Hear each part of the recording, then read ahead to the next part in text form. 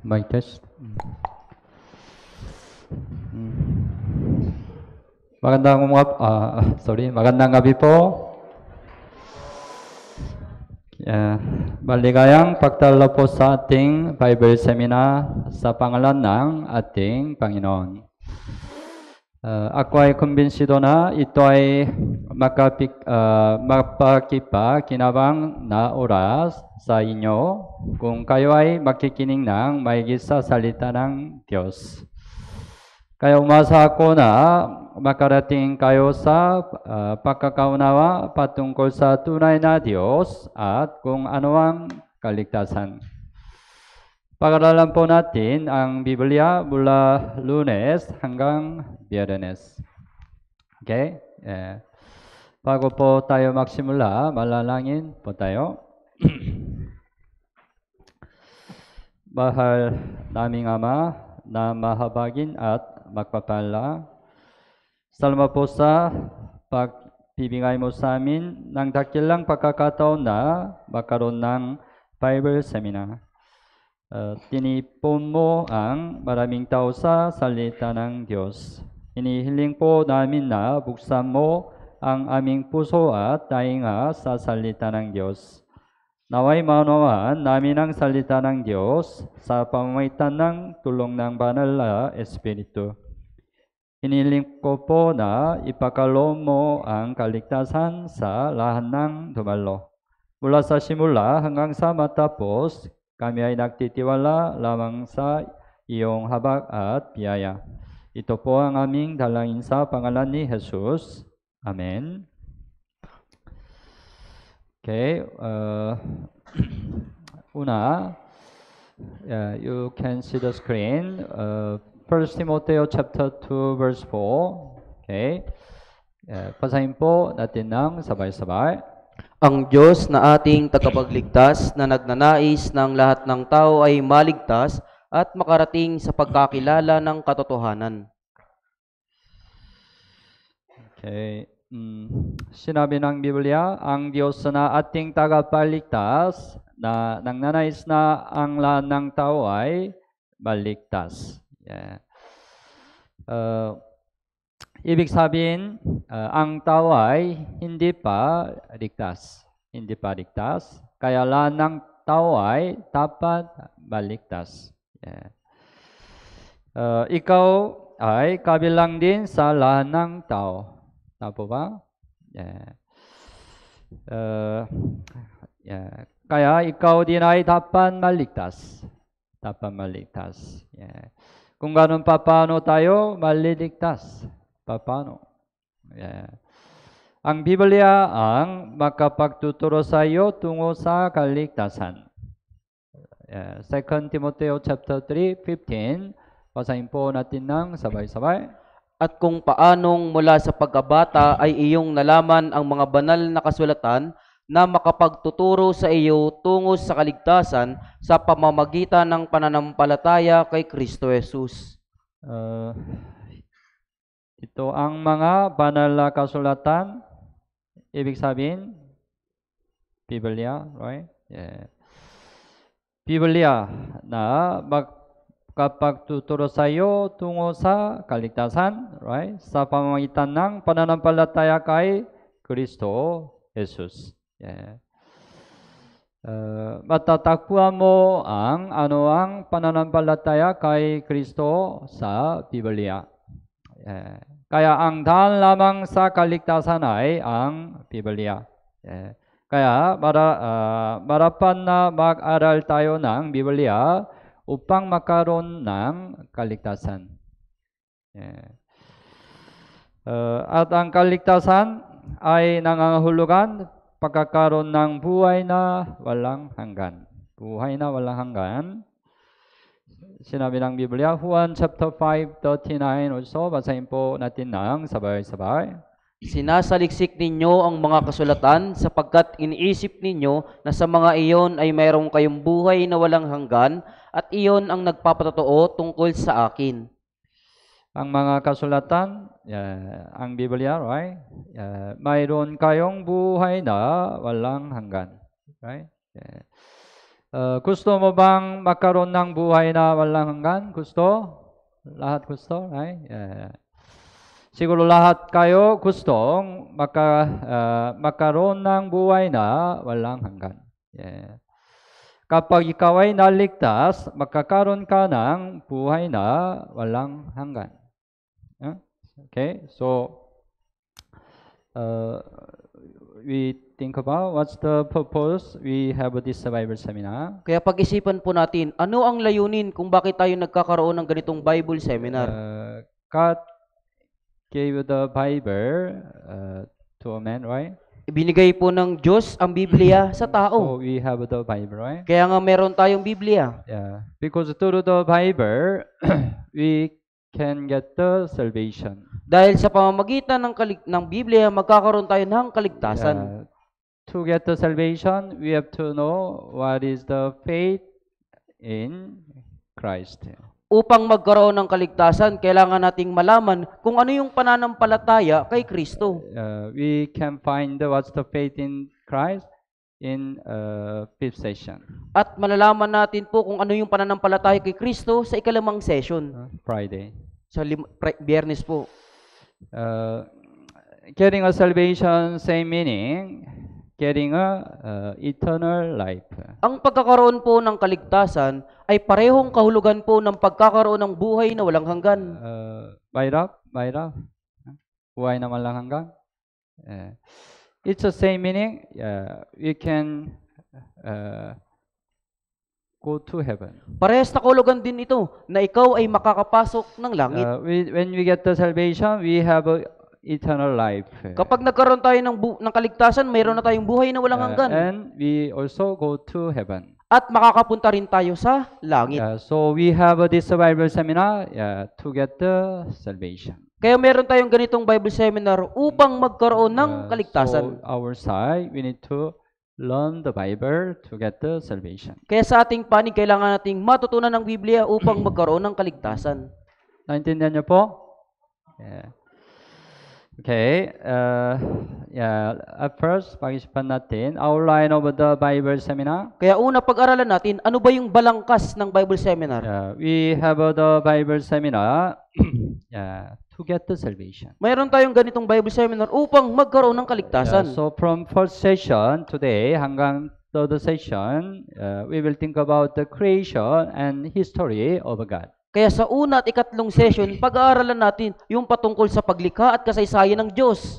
Then you can know that the Bible is really true. Kung kayo malalaman ninyo, ang Biblia ay talagang totoo. At ang Diyos ay buhay. Ang Diyos ay buhay.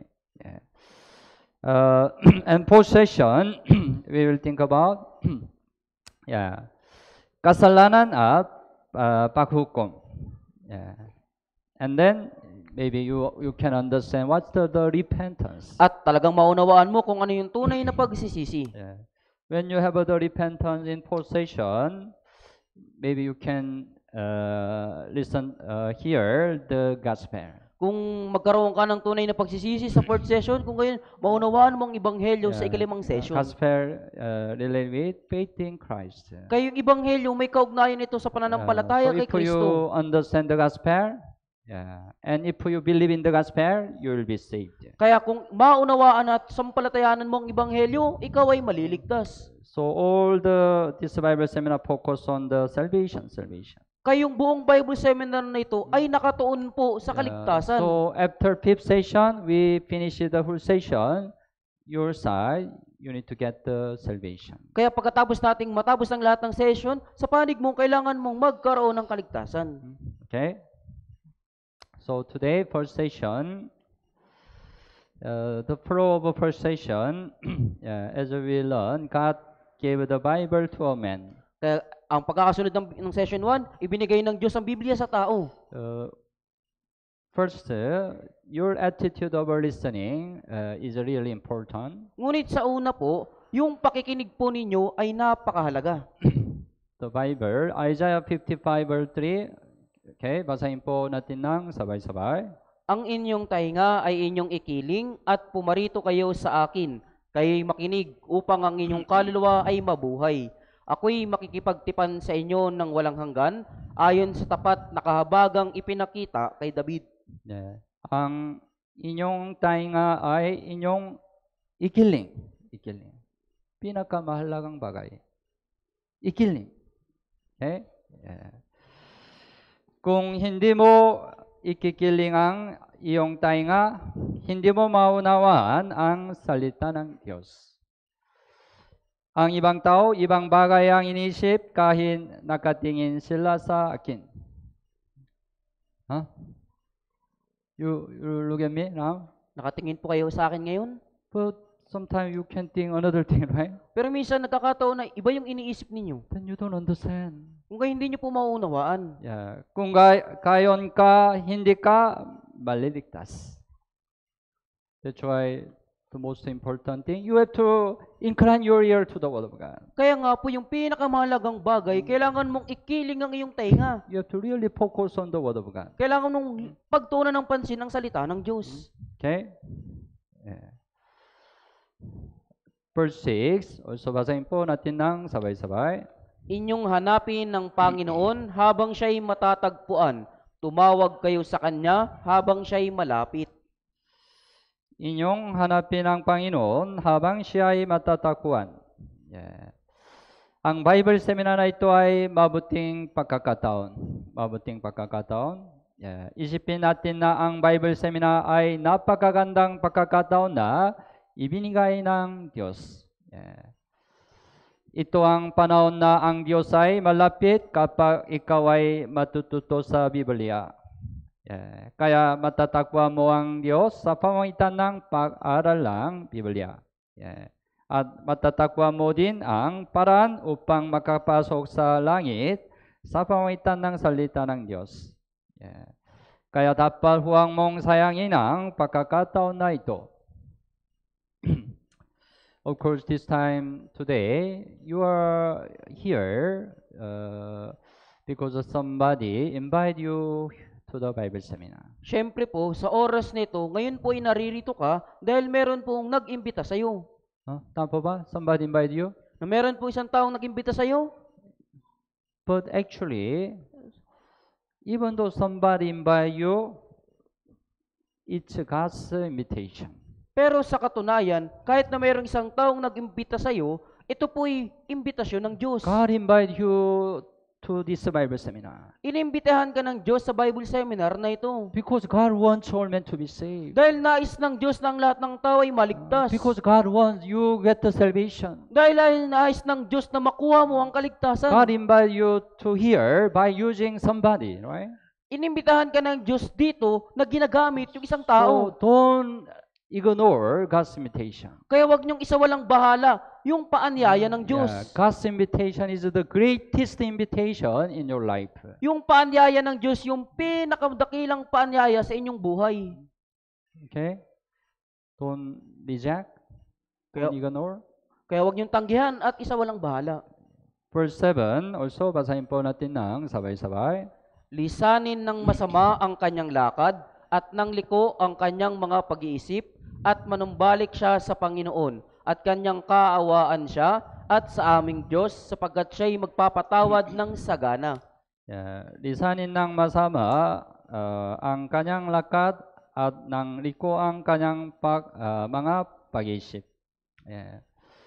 Tayo ay nabuhay sa napakaraming maling karunungan mula sa pagkabata. Tama ba? Yeah. Ang ating karunungan ay hindi tama sa bawat oras. Yeah. You can have many misunderstanding in your life. Maaring magkaroon ka ng maraming maling pag-aunawa sa inyong buhay. Let me share one picture. Papakita ko po sa inyo isang larawan. Maybe you can see one magandang babae. Marahil nakikita niyo po dyan yung isang magandang babae. Isang magandang babae, tama? Tama? Isang magandang babae po ba? Tama, right? Magandang babae. Mukhang magandang babae, tama? Yeah. Ano ang katotohanan? Ano ang katotohanan? Yeah. Right? Hindi magandang babae, kundi matandang lalaki. Tama ba? Matandang lalaki, hindi magandang babae, right? Yeah. Minsan nakakaroon tayo ng hindi pagkakaintindihan ng ganito. So, don't rely on your own thoughts. Kaya huwag kayong umasa sa inyong sariling pag-iisip. You know, gumawa si Satanas ng maraming maling kaalaman. Yeah. Kaya ang hindi pagkakaunawaan ay maaaring humantong sa kamatayan. Sometimes this kind of situation happen. Minsan yung ganitong uri ng pangyayari po ay nangyayari. When you take the medicine, you need to read carefully how to take the medicine, right? Bago nyo po inumin yung gamot, di ba po binabasa nyong mabuti kung paano ito iinumin? But if you misunderstand, it can lead to death, right? Pero kung magkaroon kayo ng maling pagkaunawa, ito ay tungo sa kamatayan. It can happen. Ito po yung nangyayari.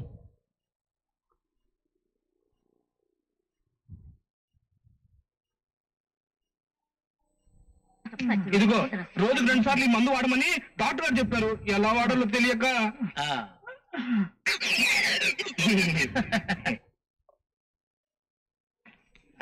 Take away. Yung aluming mabuti po.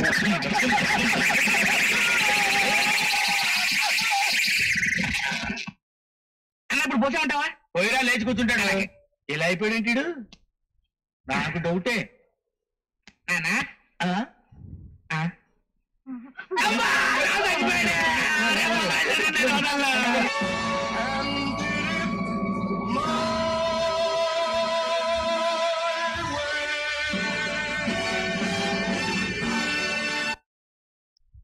Yeah. They had to shake the medicine, right? Kailangan nilang alugin po yung gamot. But the problem, misunderstanding. Pero ang problema, maling They pagkaunawa. shake the old man. Inalug nila yung matanda. Patay. Right? Misunderstanding can lead to death, right? Yung maling pagkaunawa ay maaring tungo sa kamatayan. Yeah. Maraming tao ang naniniwala sa Diyos na mayroon ding maling pagkaintindi sa kaligtasan. Yeah. If you misunderstand the Word of God, yeah, it can lead you to eternal hell. Kung mali ang pagkaunawa mo sa salita ng Diyos, yan ay patungo sa impyerno. Okay? So this time, don't rely on your own thoughts. Kaya sa oras nito, huwag kang umasa sa iyong sariling mga pag-iisip. You have to focus on what the Bible says. Kailangan mong magtuon sa kung ano ang sinasabi ng Biblia. Okay? So, ang pinakasusi o punto ay ikiling mo ang iyong tainga at huwag mong sayangin ang pagkakataon ng kaligtasan. Alisin ang lahat ng maling pag-iisip. Okay? Then I convinced that you can get the salvation. At kung bisido akong magkakaroon kayo ng kaligtasan.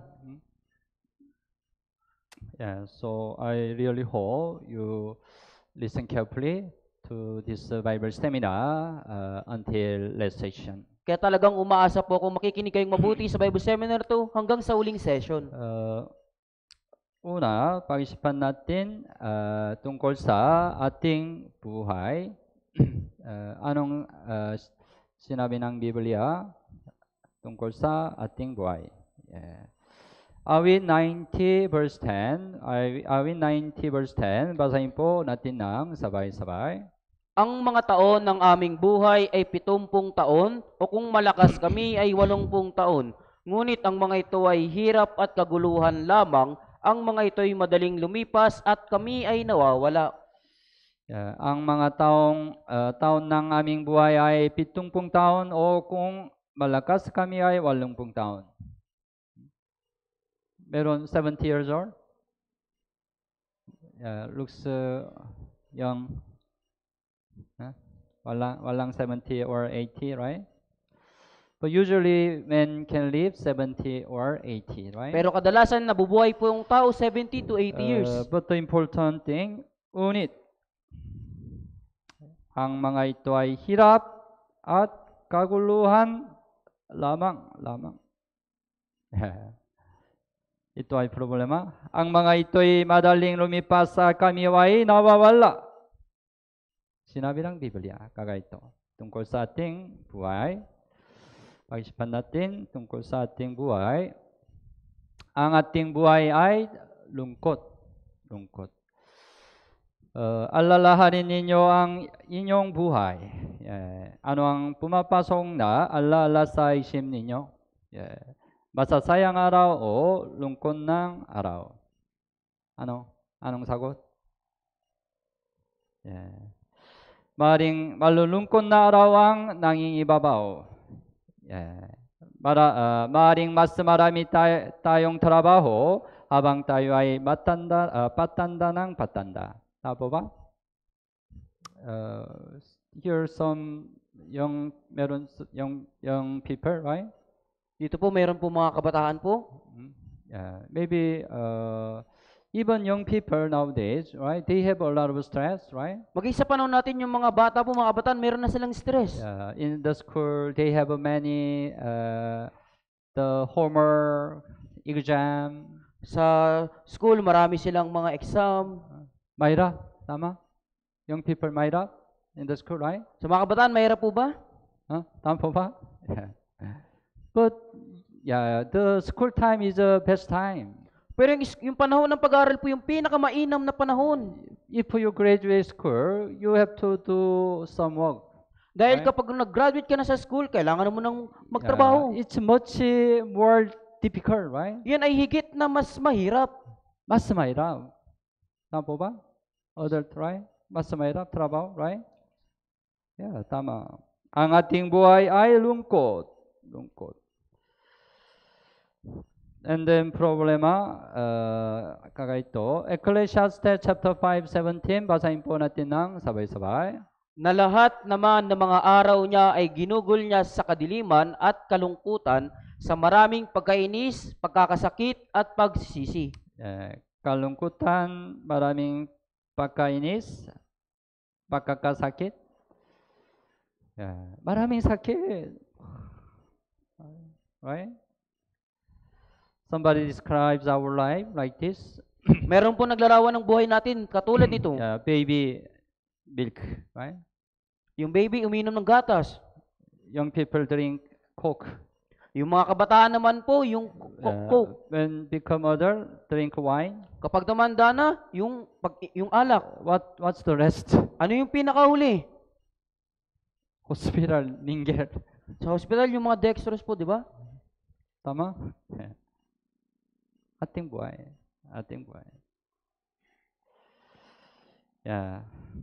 At ang ating buhay ay napakaikalian mabilis. Maybe young people cannot understand well. Marahil sa mga bata po, hindi nila ito maunawaan. Nang ako ay musumuso pa, pakiramdam ko ang takbo ng oras ay napakabagal. Subalit habang ako'y patanda, pakiramdam ko napakabilis na ng oras. Tama ba? There is a life speed. Meron pong bilis ng buhay. If you are 10 years old or your life speed 10 km per hour. Kung ikaw ay 10 taong gulang, ang bilis ng iyong buhay ay 10 kilometers per hour. You become 30 years old. Kung ikaw ay naging 30 Your years life old, speed become 30 km per hour. ang bilis ng iyong buhay ay 30 kilometers per hour. You are 50 years old. Kung ikaw ay 50 years old, Anong life speed? ano yung bilis ng buhay mo? 50 km per hour. Right? You become older and older, maybe you can understand. Habang tumatanda ka, marahil mauunawaan mo ito. Our life is very fast. Yung ating buhay ay napakabilis. Kagaya ito, tingnan.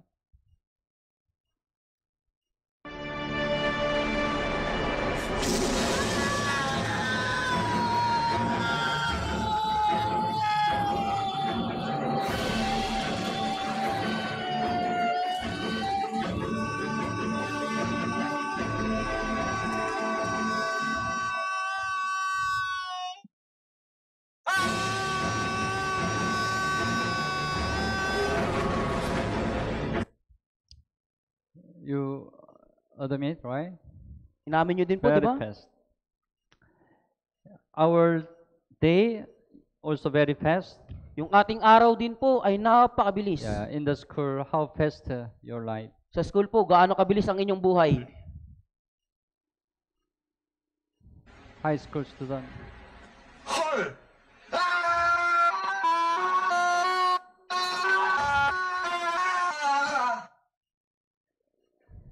The employee. Yung empleyado po,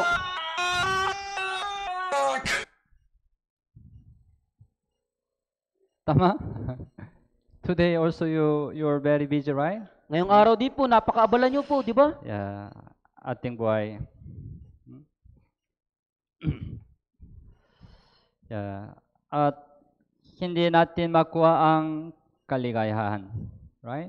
Yeah, we live for the happiness. Nabubuhay tayo para maging masaya. Yeah. Problema, yeah, hindi natin makuha ang kaligayahan. Sinabi ng Biblia, Ecclesiastes chapter 5, 15 hanggang 16. Basahin po natin ng sabay-sabay. Kung paanong siya'y lumabas, sinapupunan ng kanyang ina, gayon siya muling aalis. Hubad siyang dumating, wala siyang anumang madadala mula sa kanyang pagpapagod, na kanyang madadala sa kanyang kamay. Ito man ay isang malubhang kasamaan, kung paano siya dumating ay gayon siya aalis. At anong pakinabang meron siya na gumagawa siya para sa hangin? Yeah. Mayroon bang sanggol na ipinanganak na may pera? May pera? Wala, right? Ipinanganak tayo sa hubad at mamamatay tayo sa hubad. Tama ba? Yeah. Ang paghuli sa kaligayahan ay kagaya ng paghuli sa hangin sa pamamagitan ng ating kamay. Yeah. Kaya mo bang hulihin ang hangin? Hindi. Yeah. Hindi mo mahuli ang tunay na kaligayahan, kagaya hindi mo mahuli ang hangin. Tama ba? Yeah. Kahit na minsan mayroon tayong kaligayahan, subalit hindi natin makamit ang tunay at walang hanggang kaligayahan. Yeah. Kung hindi ka masaya hanggang ngayon, magiging masaya ka ba sa pagkalipas ng 10 taon? Maring pareho lang. Pareho lang. Pareho. Kagaya ito. Ito ay isang disyerto. Disyerto. Ang mga taong naglalakbay sa disyerto ay naghanap ng tubig. Habang naghanap sila ng tubig, nakatagpo sila ng isang eksena tulad ng ipinakita dito.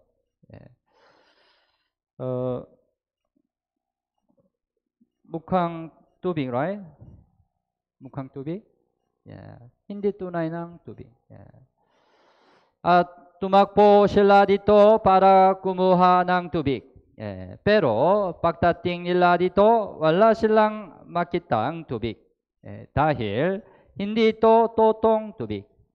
Hindi ito totoong tubig. Yeah. Hindi ito totoong tubig. Yeah. Ito ay mirage. Mirage. Alam mo ba? Mirage? Yeah. Yeah. Ito ay isang optical illusion. Optical illusion. Not real water. Optical illusion. That's why they cannot find any water. Kaya sa huli, hindi talaga sila makakahanap ng tubig. That's why they search another place. Kaya maghahanap sila ng isa pang tubig. But they miss same situation. Pero nakaharap sila ng ganong sitwasyon. In the end, they die. At sa wakas, in the desert. namamatay sila sa disyerto. Right? You search the happiness, right? Hinahanap po ninyo yung kasiyahan. Tama po ba? But you cannot find. Ngunit hindi nyo po ito matagpuan. Kagaya ito. Mabuhay ako para sa kaligayahan, ngunit bakit hindi ako masaya pa? Magkakain ba talaga ng karot ang mga asno? Hindi. Kano man kalakas tumakbo ang isang asno, hindi ito makakain ng karot. Tama po ba? Yeah. In the end, just to die. At sa wakas, mamamatay na lang siya. Right? Tingnan. Yeah. This man has a lot of things, right? Yung taong ito, napakarami niyang bagay. Success, Pagtatagumpay, power, kapangyarihan, pleasure, kalayawan, money, pera, knowledge. kaalaman. Anong sabihin niya? Hindi pa rin ako nasisiyahan. Bakit? Ang ating espiritu ay hindi masisiyahan sa ganitong uri ng mga bagay. Physical thing, right? Physical thing, right? Pisikal na mga bagay. Kapag nakaroon ka ng buhay na walang hanggang, saka ka makukontento ng lubos. You have to get the eternal life. Kailangan ninyong makuha ang buhay na walang hanggan. Right? We have this Bible seminar to get the eternal life. Meron tayong ganitong Bible seminar upang makuha yung buhay na walang hanggan. Until we get the eternal life, you cannot be satisfied. Hanggang sa makuha natin yung buhay na walang hanggan, hindi ka po makukontento. For me, I could get the eternal life long time ago. Para sa akin, nagkaroon po ako ng buhay na walang hanggan matagal na pong panahon. 19 August 6, I also could attend this kind of Bible seminar. At nung August 6, 1998, naka-attend din po ako ng ganitong Bible seminar. Then I could get the salvation. Pagkatapos, nagkaroon po ako ng kaligtasan. I could get the eternal life. Nagkaroon din ako ng buhay na walang hanggan. Then I could find the real happiness. Pagkatapos nun, natagpuan ko ang tunay na kasiyahan. I could be really satisfied. At ako ay talagang nasiyahan. After then, my happiness never disappeared. Pagkatapos po nun, yung aking kaligayahan ay hindi naglaho. Even though I don't have any this thing, no problem. Kahit na wala akong anuman ng mga bagay na ito, walang problema. Because I have eternal life. Dahil meron naman akong buhay na walang I hanggan. have a real happiness. Meron akong tunay na kaligayahan. So, I want to share this happiness with you through this Bible seminar. Kaya nais ko din pong ibahagi yung kasiyahang ito sa inyo sa pamamagitan ng ganitong Bible If you seminar. finish the last session, you can also get the real happiness. Kung matatapos po ninyo hanggang sa huling session, makukuha din po ninyo ang tunay na kasiyahan. Don't lose the chance. Huwag niyong pong sayangin yung pagkakataon. Yeah. At ang ating buhay ay napakahina sa harap ng kamatayan. Harap ng kamatayan. Yeah. Ang pinakaseryosong problema sa ating buhay ay ang ating kamatayan. Ang ating kamatayan. Sinabi ng Biblia, Ecclesiastes chapter 9:12, basahin po natin ng sabay-sabay. Sapagkat hindi nalalaman ng tao ang kanyang kapanahunan, kagaya ng mga isda na nahuhuli sa malupit na lambat at kagaya ng mga ibon na nahuhuli sa bitag. Gayon ang mga tao ay nasisilo sa masamang kapanahunan kapag biglang nahulog sa kanila. Sapagkat hindi nalalaman ng tao ang kanyang kapanahunan. You don't know when you will die. Hindi mo alam kung kailan ka mamamatay. Tama po ba? You know your birthday, right? Alam mo kung yung araw ng kapanganakan mo, But you don't know when you will die. pero hindi mo nalalaman kung kailan ka mamamatay. Kagaya ng mga isda na nahuli sa malupit na lambat at kagaya ng mga ibon na nahuli sa bitak. Gayon ang mga tao ay nasisilo sa masamang kapanahunan kapag biglang nahulog sa kanila.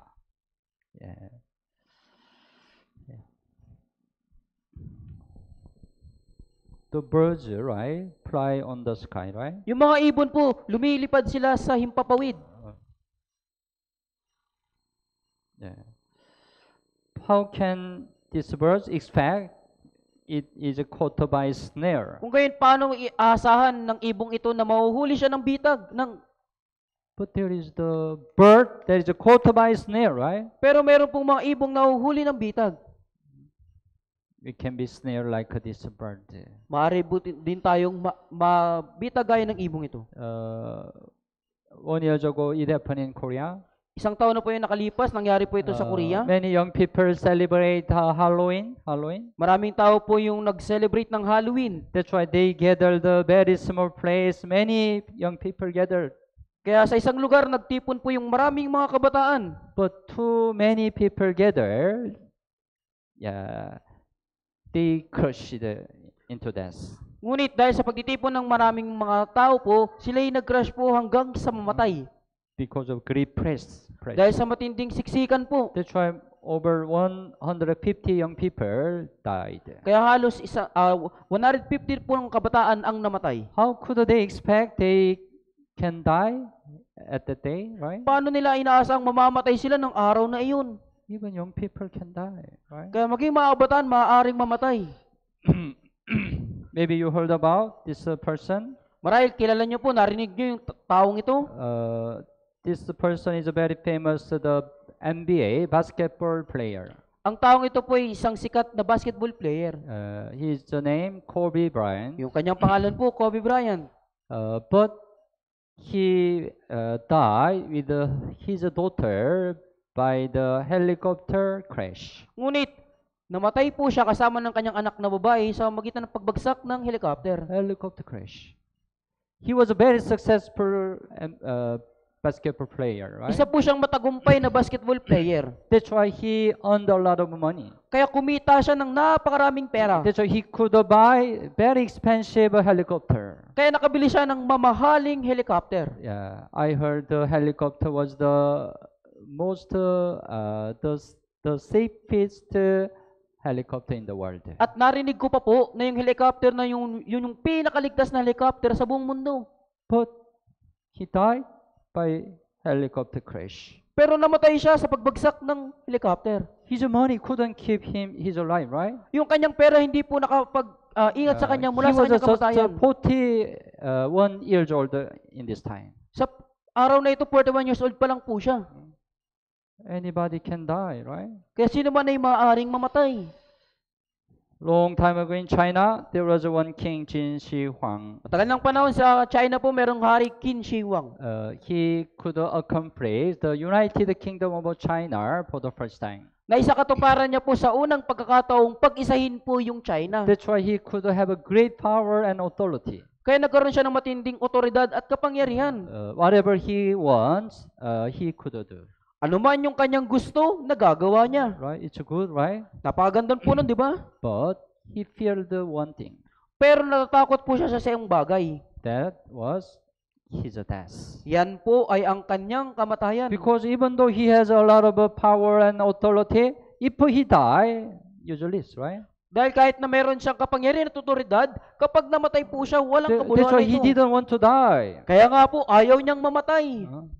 That's why he searched the grace of eternal life. Kaya pinahanap niya po yung damo ng buhay na walang hanggan. He sent many people to other countries to find the grace of eternal life. Nagpadala siya ng maraming mga tauhan niya sa maraming bansa upang hanapin yung damo ng buhay na walang hanggan. There is a record. He even sent many people in Korea. Meron din pong record po na nagpadala rin siya ng tauhan sa Korea. May tanong ako. Did they find the grace of eternal life? Natagpuan niya po ba yung damo ng buhay na walang hanggan? Anong sagot? Ano? Hindi, tama, hindi. If he already found it, if we go to China, we can meet him, right? Kung natagpuan niya na po ito, kung pupunta tayo ng China, makikita natin siya. Right? Wala siya. Because he died at 49 years old. Dahil namatay po siya sa edad na 49 years old. No, wala. Grace of eternal life, right? Wala pong damo ng buhay na walang hanggan. But by the word of God, we can get the eternal life. Ngunit sa salita ng Diyos, maaari tayong magkaroon ng buhay na walang hanggan. Yeah.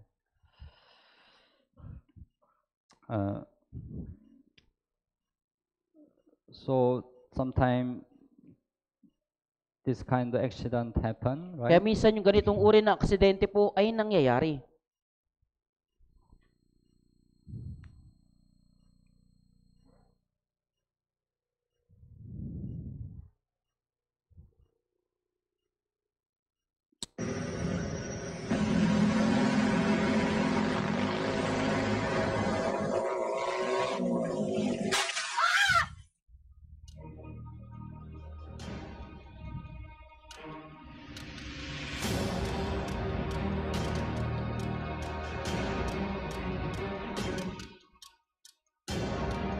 공항대로 화관으로 꾸며진 왼편 중앙선 분리대 경계석에서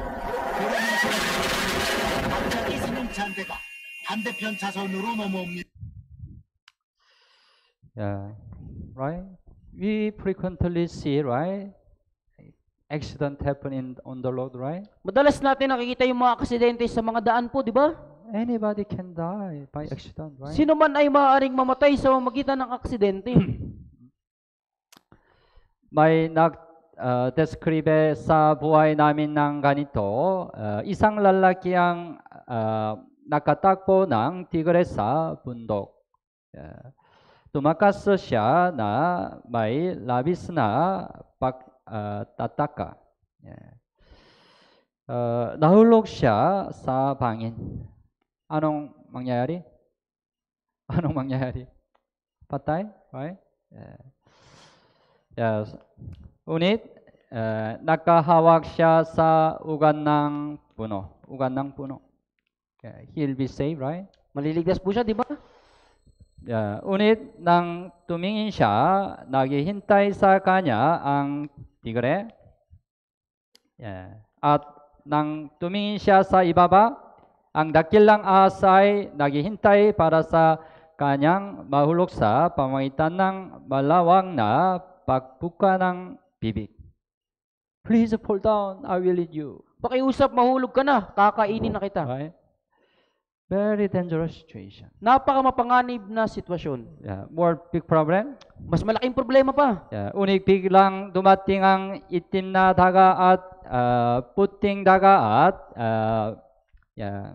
pilin na kinakain ng ugat ng puno ng salit-salit. Salit-salit. Very dangerous. Unit sa sandaling yon, may nalaglag na matamis na pulot sa kanya. Pulot. Alam mo ba pulot? Matamis, right? Unit sa ganitong situation ay nakalimutan niyang maaari pala siyang mamatay. Sinubukan lang niyang kainin ang pawis ng na pulot. Mukhang hangal. Tama? He forgot his situation. Anong ibig sabihin? Ang ibig sabihin ng tigre ay ang ating abalang buhay. At ang asay nangangahulugan ng ating kamatayan. Ang puti at itim na daga ay nangangahulugang araw at gabi. Araw at gabi. Ang pagkain ng pulot ay nangangahulugan na naghahanap tayo ng kagalakan sa mundong ito. Tama po ba? You also search the joy in this world, right? Kayo din po ay naghahanap ng kasiyahan sa mundong ito. That's why you forgot your situation. Kaya nakalimutan mo yung sitwasyon mo. You are also this situation now. Ikaw din ay nasa ganitong sitwasyon ngayon. Right? Tama po ba? Yeah. Before death, you have to get the salvation. Bago ang kamatayan, kailangan mong makuha ang kaligtasan. So, ang katapusan ng buhay ay walang kabuluhan. Walang kabuluhan. Sinabi ng Biblia, Ecclesia chapter 1, verse 2, walang kabuluhan ng mga walang kabuluhan, sabi ng mga ngaral, walang kabuluhan ng mga walang kabuluhan, lahat ay walang kabuluhan. 5 times. Walang kabuluhan ang ating buhay, sa ating buhay. You know, sino? Kilala niyo po kung sino ito? Solomon. Ang palasyo ni Solomon ay pinalamutian ng ginto. Nagagawa niya ang lahat ng gusto niyang gawin. Subalit, ang conclusion tungkol sa kanyang buhay ay ang lahat ay walang kabuluhan. It's the word of Solomon. Ito po yung mga salita ni Solomon. He concluded his life. Pinagwakas niya po yung kanyang buhay. Walang kabuluhan. Bakit walang kabuluhan? Because we don't yet find the purpose of life. Dahil hindi pa natin natatagpuan yung layunin ng buhay. What's the purpose of your life? Ano ba ang layunin ng iyong buhay? Why do you live your life? Bakit ka nabubuhay sa iyong buhay? You don't know? Hindi mo po alam? Yeah. Ito ay Springbok, isang Springbok.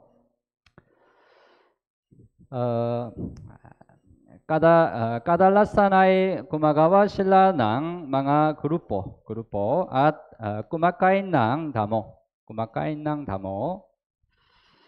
Yeah. Kagaya ito. Unit, biglang nagsimulang tumakbo ang isang Springbok. Tumakbo. Yeah. Biglang. Yeah. Pagkatapos, ang lahat ng Springboks ay tumatakbo ng magkasama. Tumatakbo lahat. Lahat. Yeah. Yeah. They learn all together, but they don't know why they learn. Sabay-sabay po silang tumatakbo pero hindi nila nalalaman bakit ba sila tumatakbo. One Springbok say to the other Springbok, Sinasabi ng isang Springbok sa isang Springbok, bakit ka tumatakbo? Hindi ko alam. Yeah. Tumatakbo lang ako kasi tumakbo ka. All Springbok same. Ganon din po yung lahat ng Springboks. I just learn because you learn. Tumakbo lang ako dahil tumakbo ka. I don't know why I learn. Hindi ko alam kung bakit ako tumatakbo. Kung tumakbo sila sa bangin nang hindi alam ang dahilan kung bakit sabay silang tumakbo at mamatay. Lahat mamatay. Kagaya ito. Mukhang hangal, right? But pareho. Yeah. Nabubuhay tayo nang hindi nalalaman ang layunin ng buhay at sa wakas ay namamatay. Tama po ba? Suriin mo. Yeah. So, ano ang layunin ng paglikha sa tao? We need to understand. Ano ang layunin ng paglikha sa tao? Yeah. Nilikha ng Diyos ang langit at lupa at una nilikha ng Diyos ang halaman. Yeah. At pangalawa, nilikha ng Diyos ang hayop. Yeah. At ng huling araw, nilikha ng Diyos ang tao. Yeah. Ang halaman ay nilikha para sa hayop. At ang halaman at mga hayop ay para sa tao. Yeah. Ano naman ang tao? Yeah. Ang tao ay nilikha para sa sino? Diyos. Right? Yeah. Ang Diyos ay pag-ibig, kaya nangangailangan ang Diyos ng bagay na kanyang ibigin. Kaya ibinigay ng Diyos ang Espiritu sa tao na larawan ng Diyos upang ibigin ang tao. Kung wala tayong Espiritu, hindi natin magagawang umibig sa Diyos. So, we need to think about the Spirit. Kaya pag-isipan natin ang tungkol sa Espiritu. Man has a spirit. Ang tao po ay mayroong Espiritu. Sinabi ng Biblia, Genesis chapter 1:27, basahin po natin ng sabay-sabay. Kaya't nilalang ng Diyos ang tao ayon sa kanyang sariling larawan, ayon sa larawan ng Diyos siya nilalang. Sila'y kanyang nilalang na lalaki at babae. Ang tao ay may espiritu, larawan ng Diyos. Nilala ng Diyos ang tao ayon sa kanyang larawan. Ibig sabihin na ang tao ay nilalang na may espiritu kagaya ng Diyos. Sinabi ng Biblia, ang Diyos ay Espiritu. Espiritu.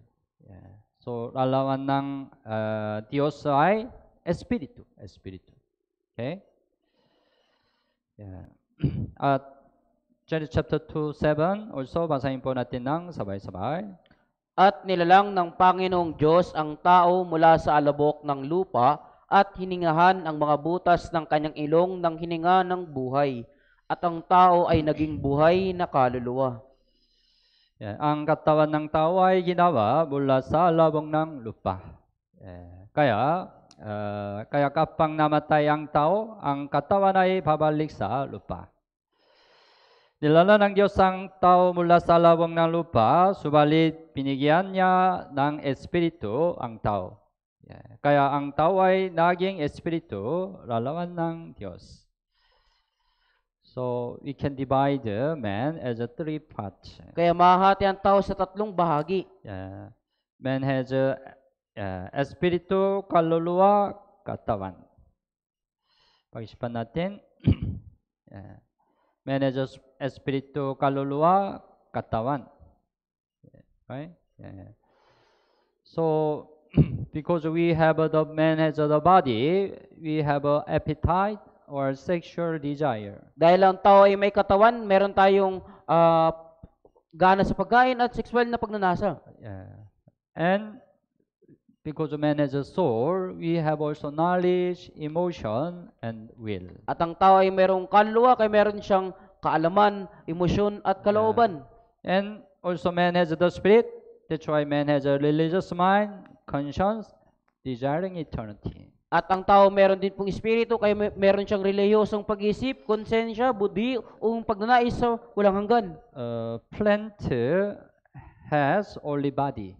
Ang halaman po meron lamang yang katawan. Plant doesn't have a soul and spirit, right? Ang halaman po walang kaluluwa at espiritu. Yeah, but animal has a soul and the body. Pero ang hayop merong kaluluwa at katawan. Yeah, but animal doesn't have a spirit. Pero yung hayop po, wala po itong espiritu. Only man has a spirit. Tao lamang po yung may espiritu. Because God created the man as an image of God, right? Dahil nilikha ng Diyos ang tao sa larawan ng Diyos. That's why we can know animal and man are completely different. Kaya malalaman natin, naganap na magkaiba po yung tao at hayop. Animal doesn't have religious mind. Yung hayop, wala silang reliyosong pag-isip. Only man seek God. Tao lamang ang naghahanap sa Diyos. So when we meet some dangerous situation, automatically we seek God. Kaya kapag gumarap tayo sa isang mapanganib na sitwasyon, automatic tayong naghahanap sa Diyos. And only man can pray to God. Right? At tao lamang yung pwedeng manalangin sa Diyos. halimbawa, alam mo ba, unggoy, right? Unggoy, mukhang tao. Mukhang tao, right? Unggoy. That's why if we teach unggoy, unggoy imitate man. Kaya kung tuturuan natin yung unggoy, gagayahin niya yung tao. Some unggoy even can ride the motorcycle. May mga unggoy na maging motorsiklo ay kaya nilang imaneho. Some unggoy can imitate cigarette. May unggoy na kayang gayahin po yung paninigarilyo. Mukhang tao, right? Mukhang tao na po, di ba? But even though we teach unggoy, no unggoy can pray. Pero kahit turuan natin yung unggoy na manalangin, walang unggoy na marunong Because manalangin. unggoy doesn't have a religious mind. Dahil ang unggoy walang reliyosong pag-isip. But we have a religious mind, right? Pero meron tayong relihiyosong Because pag-isip. only man has a spirit, image of God. Dahil tao lamang ang may espiritong larawan ng Diyos. And also only man has a conscience. At ang tao lamang yung may budhi, konsensya. Animal doesn't have a conscience. Yung hayop, wala silang konsensya. Animal just to follow basic instinct. Yung mga hayop po, sumusunod lang sila sa basic instinct. Yeah. But because man has a conscience, even though nobody knows your sin, you have a guilty in your conscience, right? Kahit na, halimbawa, dahil may tao, ang tao ay mayroong konsensya, kahit na walang nakakalam ng kasalanan niya, meron siyang guilty sa kanyang puso. Tama ba? Dahil sa buday. Yeah. So only man desire eternity. At tao lamang po yung nagnanais ng walang hanggan. Right?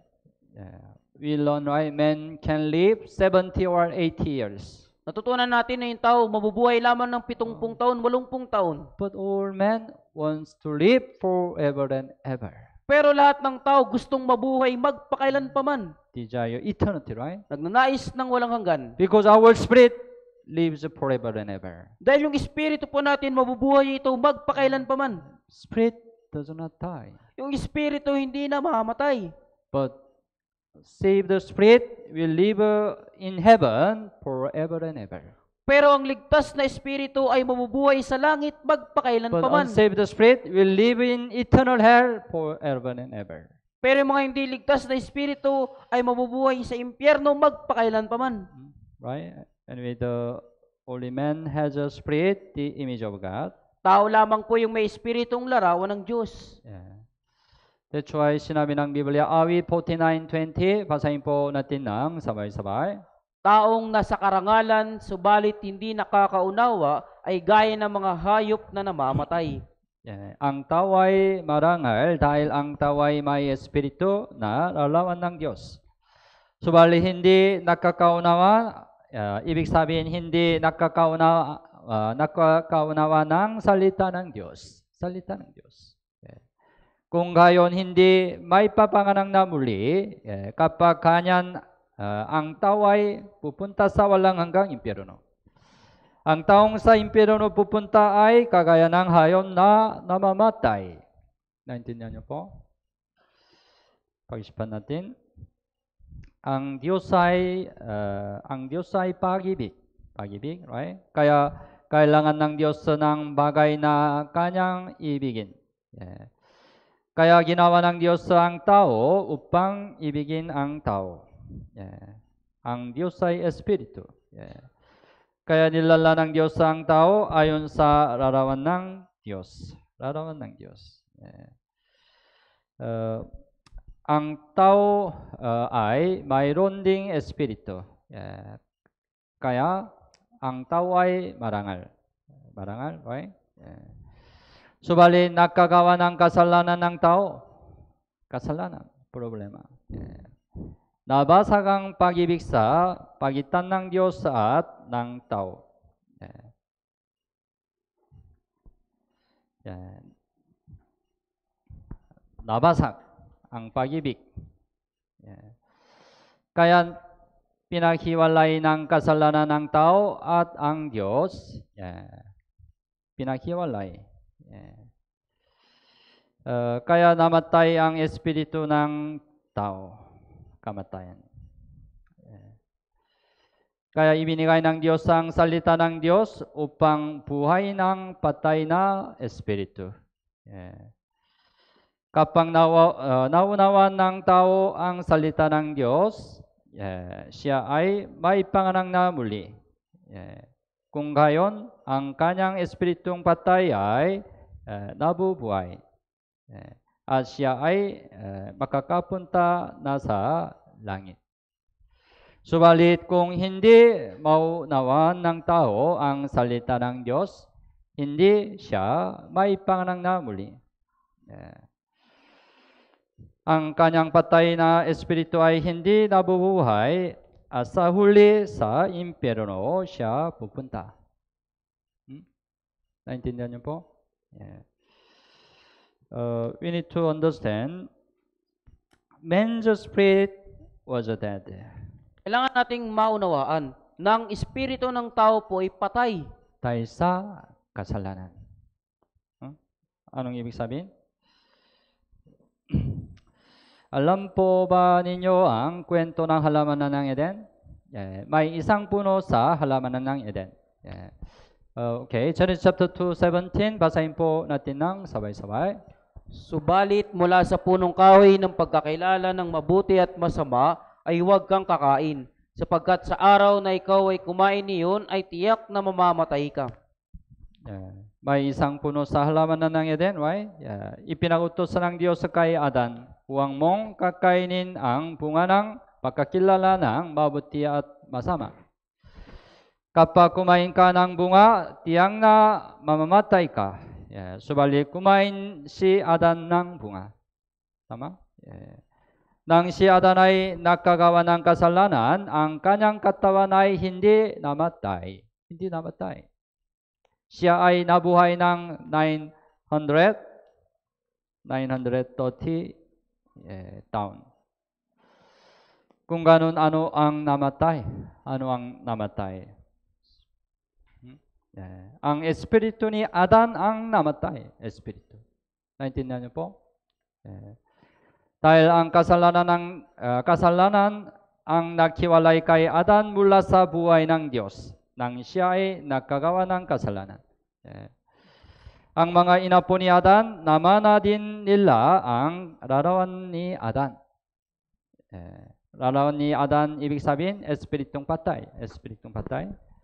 Ngayon, ang lahat ng tao ay isinilang na patay ang espiritu dahil sila ay inapo ni Adan. Lahat ng tao ay espiritong patay sa harap ng Diyos. Okay? Kaya ang espiritu ng tao ay patay, kahit ang katawan ng tao ay buhay. Okay? So, dead spirit must become alive. Kaya yung patay na espiritu ay dapat na muling mabuhay. It is born again. At ito po yung born again. It's possible by being born again Posible lamang po itong ma-born again by the word of God. sa magitan ng salita ng Diyos. Sinabi ng Biblia, Juan chapter 3, verse 3, sinabi ni Jesus, malibang ang isang tao'y ipinanganak na muli ay hindi niya makikita ang kaharian ng Diyos. Right? You must be born again to go to heaven. Kailangan mong maipanganak na muli upang makapunta sa langit. Kailangan nating maunawa ng kahulugan ng kapanganakan muli. Sinabi ni Jesus, verse 6 and 7 also, basahin po natin ng sabay-sabay. Ang ipinanganak ng laman ay laman, at ang pinanganak ng espiritu ay espiritu. Huwag kang magtaka na aking sinabi sa iyo, kailangan kayo ipanganak na muli.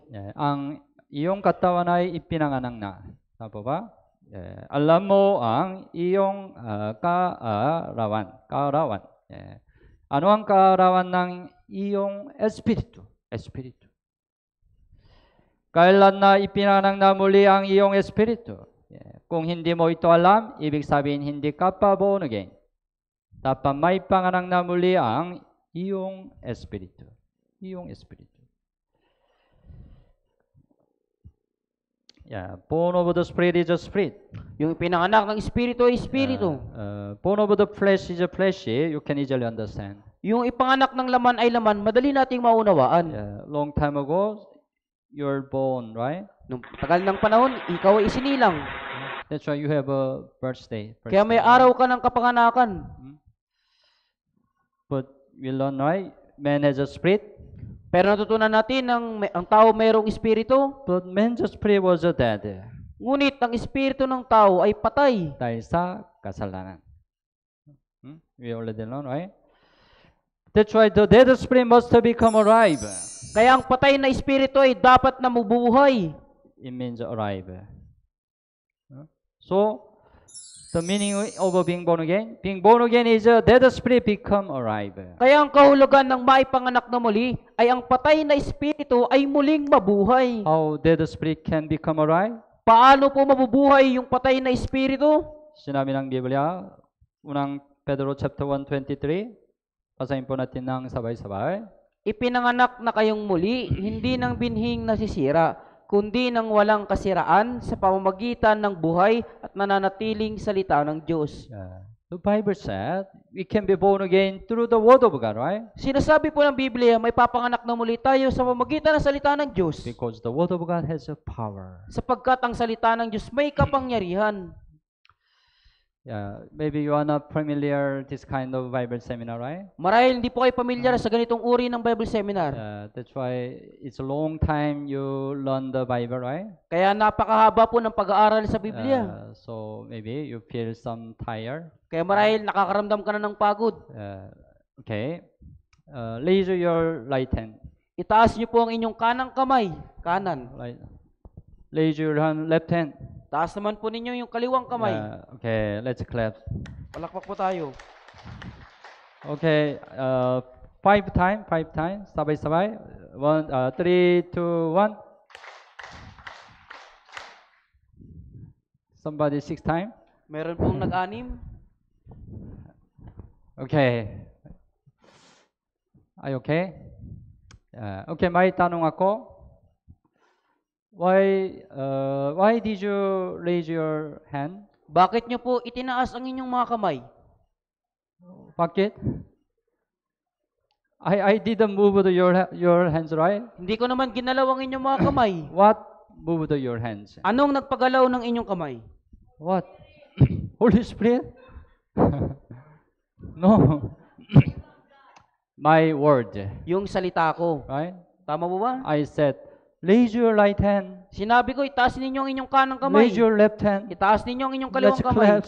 Palakpak tayo. My word moved your hands, right? Yung salita ko yung nagpaggalaw ng inyong kamay. What it mean? Ano pong ibig sabihin nito? Even my word has a power, right? Ibig sabihin, maging yung salita ko may My kapangyarihan. word moved your hands, right? Na yung salita ko yung nagpaggalaw ng inyong kamay. Salita ng Diyos. Salita ng Diyos can revive the dead, right? Yung salita ng Diyos, kayang buhayin ito ang patay na espiritu. You can be born again only through the word of God. May papanganak na muli ka lamang sa pamagitan ng salita ng Diyos. Being born again doesn't mean you go to born again church. Yung may panganak na muli, born again, hindi nangangulog itong punta ka lang sa church. It's not the meaning of being born again. Hindi po yan yung kahulugan ng born again. Yeah, when you understand the gospel by the works of the Holy Spirit, you can be born again. Kapag naunawaan mo ang ebanghelyo sa pamagitan ng pagkilos ng Espiritu Santo, ikaw ay may papanganak na muli. That's why your side, you have to understand the word of God. Kaya sa panig mo, kailangan mong maunawaan ang salita ng Diyos. Then you can be born again. Kung gayon, ikaw ay may papanganak na muli. Then you can get the salvation. Kung gayon, magkakaroon ka ng Then you can get kaligtasan. the eternal life. Magkakaroon ka din ng You buhay na can walang hanggan. go to heaven. Makakapunta ka sa langit. Okay? Yeah. So someday, you have to meet God. Balang araw po, ikaw ay haharap sa Diyos. Job chapter 19:26, basahin po natin ng sabay-sabay. At pagkatapos na masira ng ganito ang aking balat, gayon may makikita ko ang Diyos sa aking laman. Pagkatapos na masira ng ganito ang aking balat, ibig sabihin patay, physical patay. Subalit, makita ko ang Diyos ko, may ko. Even our physical body die, meron ko. Kahit na mamatay ang ating physical na katawan, meron pa rin pong ko. How is it possible? Because man has a spirit. Dahil ang tao meron pong espiritu. We need to understand, ang kamatayan ay paghihiwalay ng espiritu mula sa katawan. Kung may isang tao'y na aksidente at ang kanyang katawan ay nawasak, ang kanyang espiritu ay hindi maaaring manirahan sa kanyang katawan. Tama? Kaya ang kanyang espiritu ay lalabas sa kanyang katawan. Ito ang kamatayan ng katawan. Naintindihan niyo po? Naintindihan niyo po? Paghihiwalay. Kamatayan, ibig sabihin paghihiwalay. Your spirit goes out your body. Na ang iyong espiritu ay lalabas sa iyong That's why katawan. the dead body, nothing. Kaya yung patay na katawan po, wala na ito. Dead body just return to the ground. Yung patay na katawan, babalik na lang ito sa lupa. But our spirit meet God. Pero yung espiritu natin, haharap sa But Diyos. if we meet God, what happened? Kapag haharap tayo sa Diyos, ano ang mangyayari? God judge our sin. Hahatulan ng Diyos yung ating kasalanan. But if we are not saved, the result of judgment is eternal hell. Ngunit kung hindi tayo ligtas, ang resulta ng paghukom ay walang hanggang impyerno. Yeah. So, man has a spirit image of God. Kaya ang tao ay mayroong espiritong larawan ng Diyos. Yeah. So, we think about God. Kaya pag-isipan natin ang tungkol sa Diyos. Juan chapter 17 verse 3, basahin po natin ng sabay-sabay. At ito ang buhay na walang hanggan, na ikaw ay makilala nila na isang Diyos na tunay at si Jesucristo na iyong sinugo. Yeah. Kapag nakilala natin ang tunay na Diyos at si Jesucristo, makakaroon tayo ng buhay na walang hanggan. So, si Jesucristo, I already told you, we will learn the fifth section. about Jesus Christ. Kaya pag-aaralan po natin ito sa ikalimang session. But we need to understand, 이상 디오스나 tunay. Yeah. So,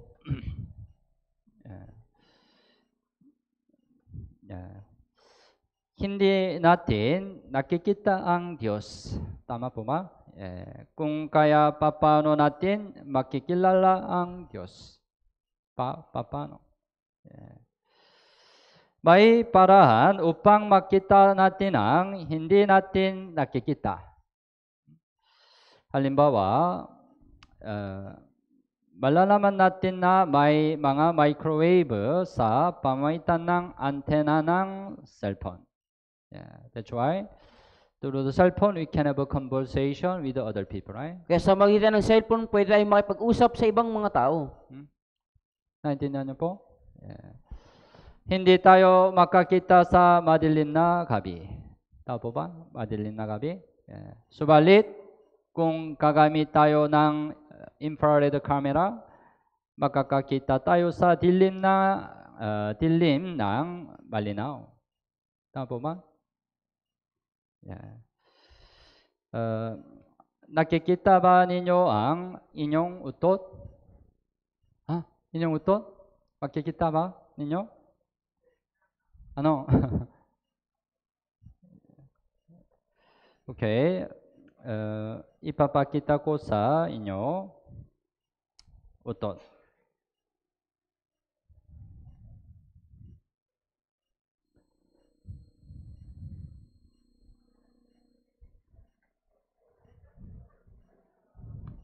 Malinaw, right? By this camera, we can see your utot. Kaya yung camera nito, kaya nito makita ang inyong utot. We have the camera, be careful. Meron din kaming camera, kaya mag-ingat kayo. Even though we cannot see through our eye, there is a way we can see, right? Kaya kahit na hindi natin nakikita, ito sa magitan ng ating mata, merong paraan para makita. Paano naman ang Diyos? Hindi natin nakikita ang Diyos. Subalit, makikilala natin ang Diyos sa pamamagitan ng Biblia, right? Makikilala natin ang Diyos kapag pinag-aralan natin ang Biblia. Kaya, kailangan nating mag-aral ng Biblia upang makilala ang Diyos. Napakaraming ebidensya at patunay na mayroong Diyos sa Biblia. So, let's think about Bible. What's the Bible? Ano po ba yung Biblia? We are learning the Bible, right? Tayo nag-aaral ng Biblia. Ano ang Biblia? Siyempre, Word of God. We learn. Ang unang akla sa Biblia ay Genesis, right? Genesis, right? Ito ay isinulat noong BC 1500. Mula sa Genesis hanggang Malakias ay ang lumang tipan. Ang lumang tipan ay may 39 na mga aklat. Ang bagong tipan ay isinulat mula kay Hesus Kristo hanggang AD 100. This time. Ang bagong tipan ay may 27 na mga aklat. 27. Total, how many books? The Bible? Kabuuan po, ilang aklat po meron sa Biblia? 66 books, right?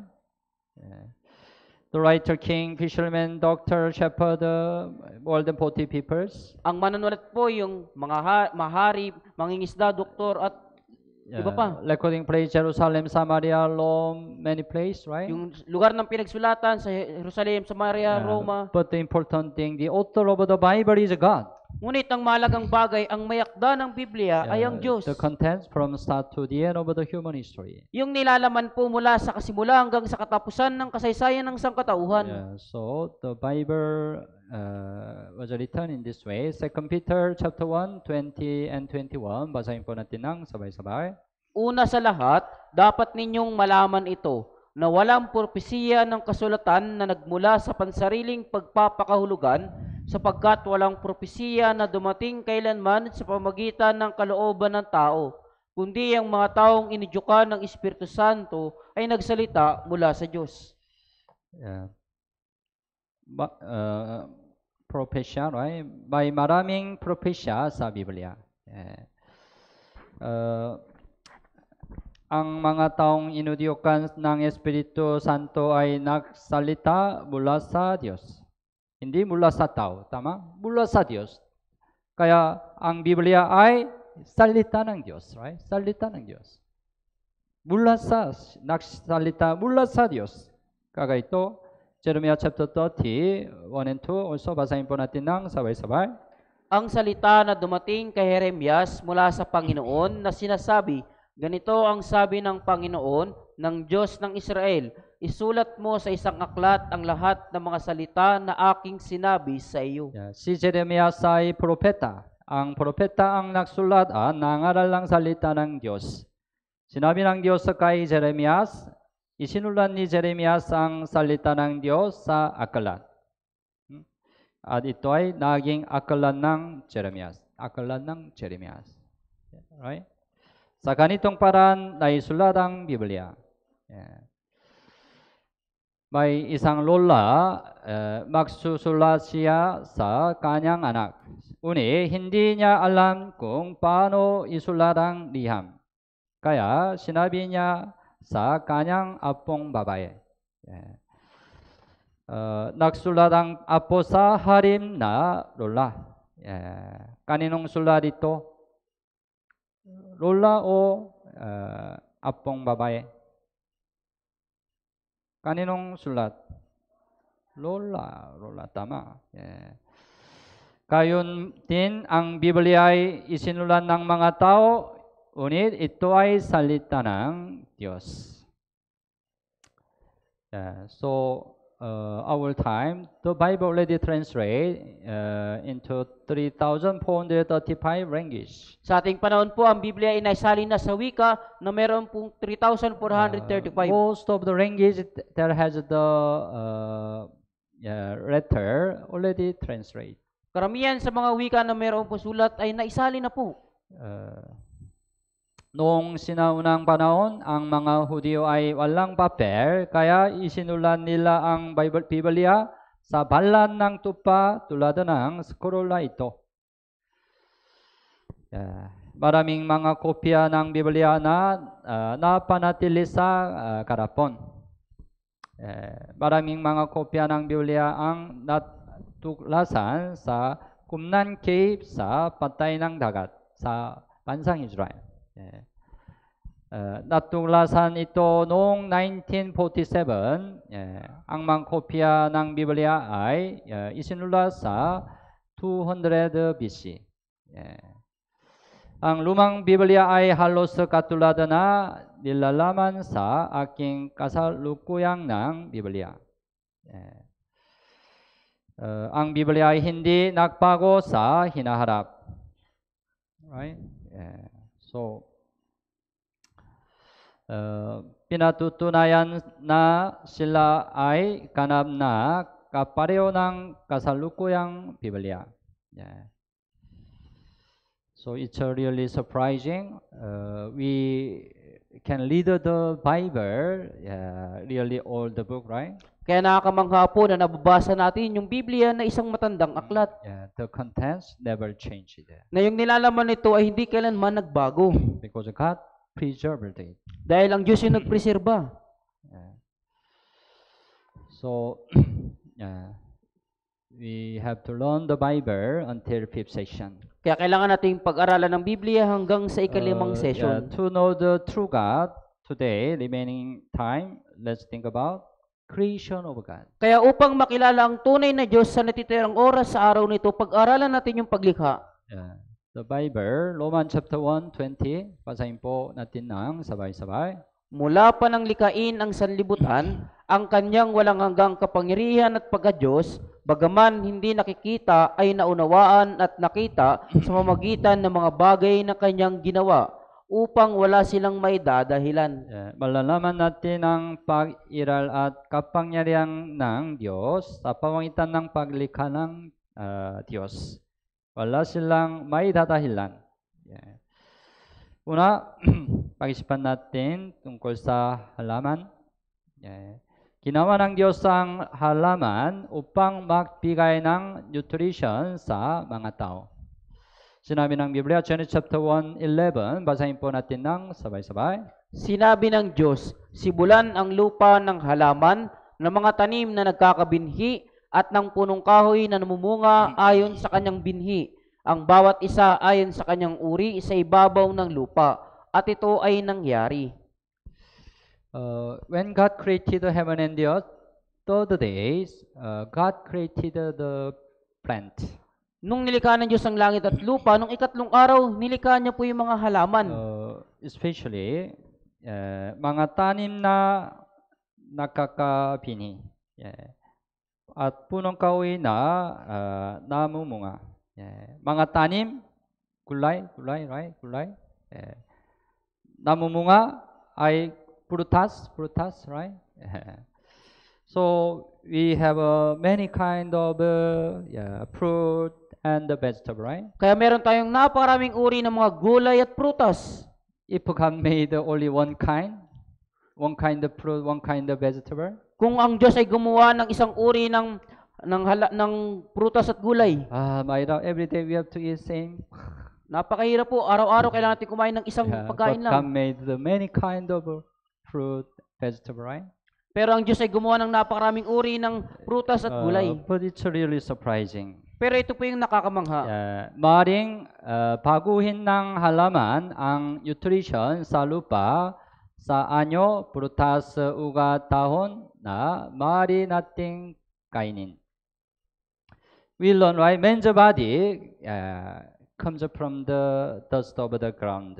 Natutunan natin na yung katawan ng tao nagmula sa lupa. That's why, we need to get the nutrition from the soil. Kaya kailangan natin makakuha ng nutrisyon mula sa lupa.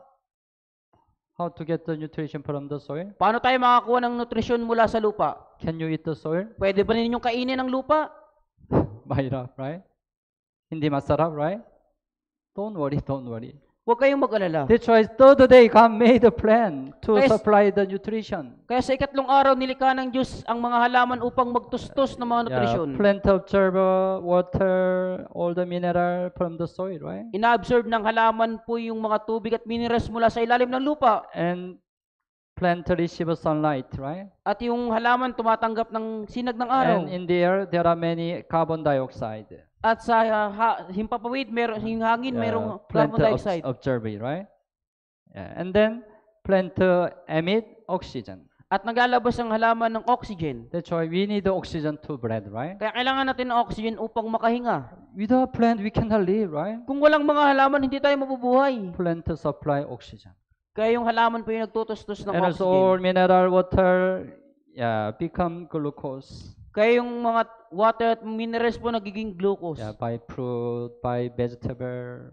Sa pamagitan ng mga halaman, ng mga We prutas, can get gulay. all the nutrition, right? At nakukuha natin ang lahat ng nutrisyon. We don't need to eat the soil, right? Hindi natin kailangan kumain ng lupa. God designed. Ang Diyos yung nagdisenyo. God's creation, right? Ito yung paglikha ng Diyos, di ba po? Tinutuluan tayo ng mga hayop na nilikha sila ng Diyos. Job chapter 12, 7 hanggang 9. Basahin po natin ng sabay-sabay. Ngunit ngayon tanungin mo ang mga hayop at tuturuan kanila ang mga ibon sa impapawid at kanilang sasabihin sa iyo, o ang mga halaman sa lupa at tuturuan kanila, at ang mga isda sa dagat ay magpapahayag sa iyo. Sinong hindi nakakaalam sa lahat ng mga ito na ang kamay ng Panginoon ang gumawa nito? Tanungin mo ang mga hayop. Tanungin mo ang mga hayop. Pwede bang sasabihin sila? Pwede? Anong sabihin? Hayop? Anong hayop sa bahay mo?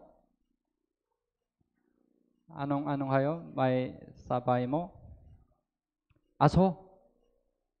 or Pusa. kusa? Anong sabihin sila? Kusa, yaong,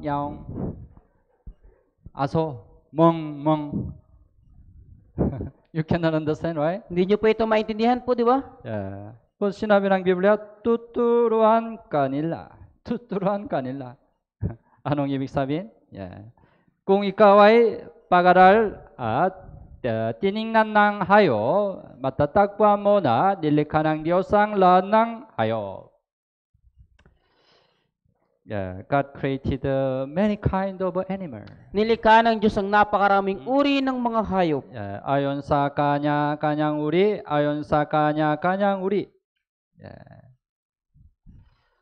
Also 25, ayon sa kanilang uri. God didn't make only one kind of animal, right? Ang Diyos ay hindi gumawa po ng isang uri lamang ng hayop. So many kind of animal. Napakaraming uri ng mga hayop. Under the sea, there are many sea animal, right? Sa ilalim ng dagat, napakaraming mga isda, uri ng isda. Why God create very colorful fish? Bakit nilikha ng Diyos yung mga makulay na mga isda? They don't need to be colorful, right? To live, right? The fish, they don't need to be colorful Yung mga isda, hindi po nila kailangan maging makulay para mabuhay. to live, right? Why colorful? Pero bakit po makulay sila? Para sa tao. We can see many kinds of sea animal, right? Upang makita natin yung napakaraming uri ng mga isda. Even small insect, so colorful. Maging sa mga maliliit na insekto, makukulay. Design, sino? Who designed? Sino po yung nagdisenyo? If we look at carefully, we can know mayroon designer, Kung titignan natin maigi, meron pong nagdisenyo. right? Somebody design. Meron pong nagdisenyo. Who design? Sino yung nagdisenyo? God, ang Diyos. Right? Sino design? We can know God created them, right? Kaya malalaman natin na likha sila ng Diyos. Chameleon, they can change their body color, right? Alam niyo po yung chameleon, kaya nilang baguhin yung kulay ng kanilang balat. Lizard. Yung mga lizard, butiki. You also have a lizard in your house, right? Meron din kayong mga butiki sa inyong bahay po, di ba? There are many kind of lizard. Meron din pong maraming uri ng mga lizard. May tanong ako, can you walk on the water? Kaya niyo po bang lumakad sa tubig? Can you walk? Kaya niyo po ba? But mayroon lizard can walk on the water. Pero mayroon pong isang lizard na kayang lumakad sa tubig. God created. Ang Diyos yung lumikha.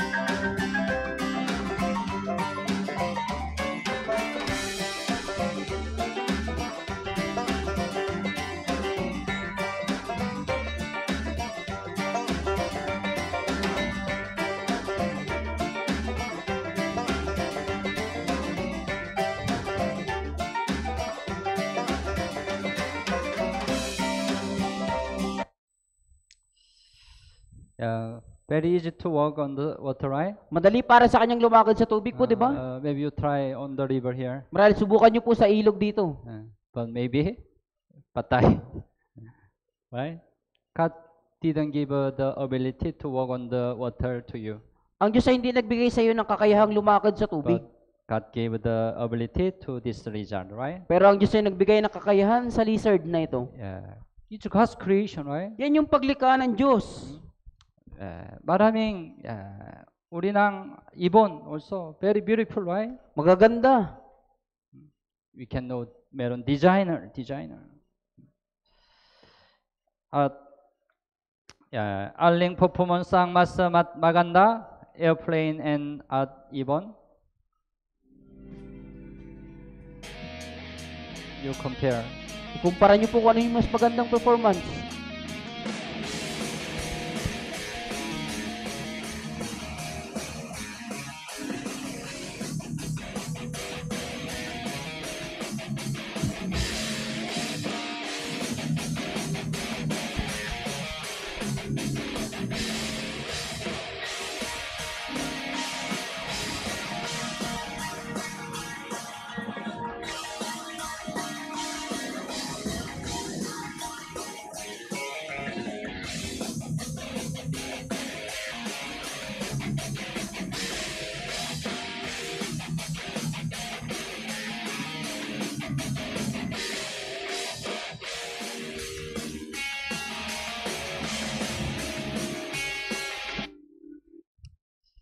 Okay, yeah. If airplane flies this number all together, they will be crashed, right? Kaya po yung mga eroplano, kung ganitong maraming bilang silang sabay-sabay na Yeah. lilipad, sila po yung magbabanggaan. This number of ibon fly together, no crash, right? Pero yung ganitong garaming bilang ng mga ibon na sabay-sabay na lumilipad, hindi po nagbabanggaan. God's creation much better than man made airplane, right? Kaya yung paglikha ng Diyos, na nilikha ng Diyos ay higit na mas maganda po kaysa sa nilikha ng tao. Yeah. Even there is a transformer animal. Alam niyo din po, meron pong transformer na hayop. People imitate transformer, right? Yung mga tao, ginawa po nila. Ginaya Yeah. nila yung So, transformer. Children loves the transformer, right? Yung mga bata, gusto nila yung transformer po, di ba? This robot changed it to car, kotse, right? Na yung robot na ito ay magiging isang kotse. Transformer. But this animal can be ball. Pero itong hayop na ito, pwedeng maging bola. Armadillo. Very special animal. Yan po ay special na hayop.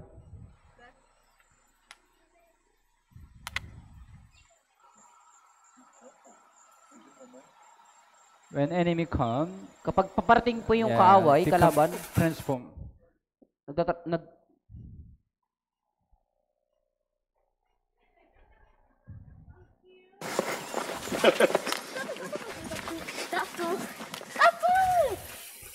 Bichinho.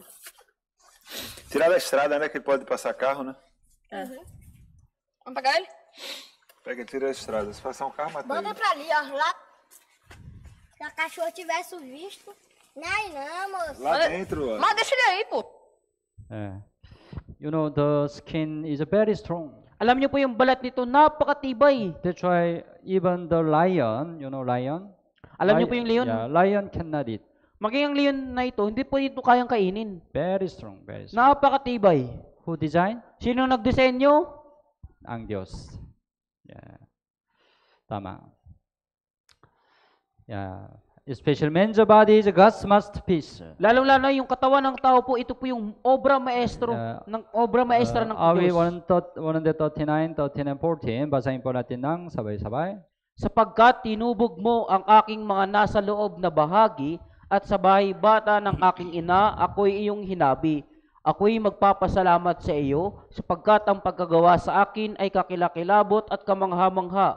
Ang iyong mga gawa ay kahanga-hanga at iyon ay nalalamang mabuti ng aking kaluluwa. Yeah. Sino ang gumawa sa iyo? Sino? Yeah. Sabi ng ibang tao, ang magulang daw nila ang gumawa sa kanila. Yeah. Kung magulang mo ang gumawa sa iyo, gagawin ka ba nila sa kanyang isura? Maring gagawin ka nila na sobrang ganda at sobrang talino. Kayo hindi? Hindi. Tama? Yeah. Ang Diyos ang gumawa sa akin, hindi ang mga magulang ko. Tama ba? Yeah. Kapag tiningnan natin ang ating katawan, malalaman natin na Diyos ang lumikha sa tao. Yeah. Kung tiningnan mo ang katawan ng tao, makikita mo na ito din ay mahiwaga. halimbawa, pag-isipan natin tungkol sa ating kamay. Alin ang higit na nakakatulong? Man-made robot hand or God-made man's hand? Yung kamay na ginawa ng tao na robot o yung ginawa ng Diyos na kamay ng tao? Kahit na ang siyensya ay umulad na ng lubos, hindi pa rin kayang gumawa ng tao ng kamay na robot na kagaya ng kamay ng tao. Ang kamay ng tao ay special. Nilikha ng Diyos ang kamay ng tao. Unggoy, kamay ng unggoy, magkaiba. Tama? Unggoy, kamay ng unggoy, just to catch in this way. Ganito po humawak yung kamay ng unggoy. They cannot use this finger. Hindi po nila magamit yung panglimang daliri po. But man's hand, you can catch in this way, right? Pero yung tao, kaya po nilang gawin yung ganito po, di ba? You follow me. Sundan niyo po ako. You try. Kung kaya niyo, kung nagagawa niyo po. Very easy, right? Napakadali you can po, make diba? this shape, right? Very easy, right? Napakadali pong gawin. If you don't make her, you unggoy. Kung hindi niyo po kaya, parang unggoy po kayo. Yeah. Right? That's why we can do many sensitive work, right? Kaya nagagawa natin maging sensitibong mga gawa By our hands, right? sa magitan ng ating kamay. Yeah, very special. Kakaiba po. Yeah. So, napakadelikado ng katawan ng tao. Halimbawa, you have a hair, right? Halimbawa, meron po kayong mga balahibo. Yeah, your skin also have a hair, right? Yung balat ninyo, meron pong balahibo po, di ba? Yeah, but your hair is also very cut designed. Pero yung balahibo po ninyo ay disenyo ng Diyos. According to weather condition, your hair changes the shape. Ayon po sa klima, nagbabago po yung inyong balahibo. Hot weather condition, Kapag mainit ang panahon, hair recline to release the heat around it. nakatumba po yung inyong balahibo upang mag-release po ng init mula dito. This time medyo mainit. Ngayon po, medyo mainit po, di ba? Maybe your hair reclined like this. Kaya marahil ang balahibo po ninyo ay nakahilig, nakatumba. But in colder weather condition, different. Pero kapag malamig na yung panahon, iba na po. Yeah, hair stand up to trap the heat around it. Tumatayo po yung balahibo upang mag-trap ng init sa paligid nito. Your hair stand. Tumatayo po yung balahibo ninyo. So you feel chill, right? Kaya Sometimes you feel chill. nakaramdam ka ng ganito po, di ba? Then your hair stand up. At tumatayo po yung inyong balahibo. How is it possible? Paano po ito nangyayari? You know, each hair has their own muscle. Dahil yung bawat balahibo ninyo ay may kanya-kanyang muscle. To stand up, right? Yeah, your hair erector muscle contract. Kaya kapag yung hair erector contract, Contract. Your muscle, make power, right? kaya nagkakaroon ng lakas ang inyong But muscle. in hot weather, relax. Pero kapag mainit po, relax lang po So ito. God made muscle to each hair, right? Kaya ang Diyos ay gumawa ng muscle sa bawat balahibo. Napakadelikado, tama po ba? God designed. We can know, right? And also, sometimes you tear drop, right? At minsan di pa po lumuluha kayo. When you have a great pain, you tear drop. Kapag meron kayong matinding sakit na lumuluha po When kayo. you are so sad, you tear drop. Kapag sobrang lungkot mo, lumuluha ka. But you experience, right? Sometimes when you tear drop too much, your nose also. Pero minsan naranasan nyo kapag sa sobrang luha ninyo, lumalabas din ang inyong sipon. You experience, right? Naranasan po ninyo, di ba? Bakit kaya ito? Because there is a drainage. Dahil yung ating ilong po ay parang drainage. If we have too much tear, we need to drain out. Kapag meron tayong labis na pagluha, iyak, ito po yung nagde-drain. Drain out through nose. Papalabas po sa ating ilong. God made the drainage from eyes to nose. Ang Diyos ay gumawa ng drainage mula sa ating mata patungo sa ilong. God designed, right? Yung Diyos yung nagdisenyo. So, makikilala natin ang Diyos sa pamamagitan ng paglikha kahit na hindi natin nakikita ang Diyos. Naintindihan niyo po? So, through the creation of God, we can know through God. Kaya sa magitan ng paglikha ng Diyos, makikilala natin ang Diyos na tunay. So today, we learn about our life, Kaya sa araw na ito, pinag-aralan po natin ang tungkol sa ating and buhay. we have the spirit, Pinag-aralan natin na mayroon tayong espiritu. and we learn about creation of God. At pinag-aralan natin yung paglikha ng Diyos.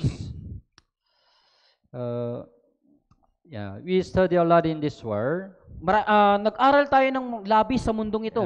elementary, high school, college, right? We spend a lot of time for the study in this world. Gumugol tayo ng maraming oras para mag-aral sa eskwelahan. But what about this Bible seminar? Pero paano naman po yung Bible seminar na ito? Every day, 2 hours, Kada araw, 2 oras po. 5 sessions, 5 session. total 10 hours, Ang kabuuan, 10 oras. right? To where you will invest. Saan po ninyo nais mag-invest? Compare with the study in this world, this Bible seminar, very small time, right? Kumpara sa pag-aaral sa mundong ito, yung Bible seminar ito po ay napaka-iksi. Yeah. You study in this world for the remaining 30 or 40 years, right? Nag-aaral ka sa mundong ito para sa iyong natitirang 30 to 40 years. For better life, right? Para sa mas mabuting buhay po, di ba? But we have this Bible seminar for the eternal life. Ngunit meron tayong ganitong Bible seminar para sa ating buhay na walang hanggan. What is more important? Ano yung higit na mas mahalaga? Even though you study hard, it's not sure you can succeed in this world. Kahit na magsikap kang mag-aral, hindi sigurado na magtatagumpay ka sa mundong ito. hindi sigurado. But if you listen carefully to the Bible seminar until last session, it's sure you can get the salvation. Pero kung makikinig ka sa Bible seminar ito hanggang sa huling session, ito po'y siguradong magkakaroon ka ng buhay na walang hanggan. You can get the eternal life. Makukuha mo yung buhay na walang hanggan. Where will you invest? Kung kaya saan mo nais mamuhunan, mag-invest. Make a time 10 hours this week. Nawa magkaroon kayo ng 10 oras sa linggong ito. Because Kaikan 27 verse 1, basahin po natin ng sabay-sabay. Huwag mong ipagyabang ang kinabukasan sapagkat hindi mo alam kung ano ang dadali ng isang araw. Yeah. Tomorrow is not yours. Yung bukas ay hindi sa'yo. Because we don't know what will happen tomorrow. Dahil hindi natin nalalaman kung ano yung magaganap bukas. Yeah. Ang Bible seminar na ito ay maaaring huling pagkakataon na para sa iyo. Huling pagkakataon. Kaya mangyaring dumalo ka sa Bible seminar ito hanggang sa katapusan. Okay? Yeah. At gusto na lahat kayo ay maligtas sa pamagitan ng Bible seminar ito. Yeah. Whenever I have the Bible seminar, I many time experience. Sa tuwing nagkakaroon po ng Bible seminar, maraming beses kong nararanasan. Yeah. After second day, many people disappear. Pagkatapos ng 2 araw, maraming tao na po yung naglalaho. After then, I never see them again. Pagkatapos nun, hindi ko na sila ulit nakikita. Don't forget, this is a God's invitation. Huwag ninyong kalimutan, ito po yung paanyaya ng Diyos. God wants you get the salvation. Nais ng Diyos na magkaroon ka ng kaligtasan. Don't lose the chance. Huwag niyo sayangin ang pagkakataon. I really hope see you tomorrow. Ako ay talagang umaasa na magkikita po tayong muli bukas. See you tomorrow? Magkikita po ba tayo bukas? Yes. Salamat po. Yeah. Okay, malanangin po tayo. Mahal naming at mahabaging Ama, salamat po sa dakilang pagkakataong ito na ibinigay mo sa amin upang mag-aral ng salita ng Diyos. Hiniling ko po na tulungan mo ang mga taong ito na makadalo sa Bible Seminar hanggang sa katapusan. Ipakalo mo po ang kaligtasan sa lahat ng dumalo. Kami ay nagtitiwala lamang sa iyong habag at biyaya. Ito po ang aming dalangin sa pangalan ni Jesus. Amen. Okay, salamat po. See you tomorrow.